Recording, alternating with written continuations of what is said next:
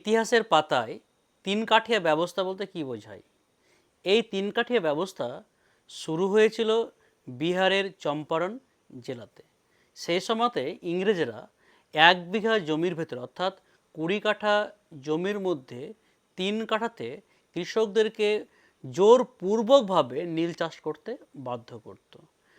যেই জমিতে একবার নীল চাষ হতো সেখানে কিন্তু জমির উর্বরতা হ্রাস পেত, আর কৃষকরা যদি সেই নীল চাষ না করত তাহলে পরে তাদের জমি বাজেয়াপ্ত করত এবং বিভিন্ন রকমের অত্যাচার করত।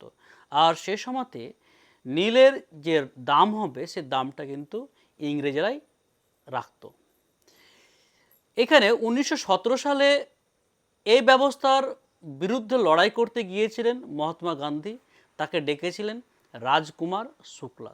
তার পরামর্শে তিনি চম্পারণ সত্যাগ্রহ শুরু করেছিলেন। গান্ধীজির এটি ছিল প্রথম সিভিল ডিসঅবিডিয়েন্স আন্দোলন, অর্থাৎ প্রথম আইন অমান্য আন্দোলন।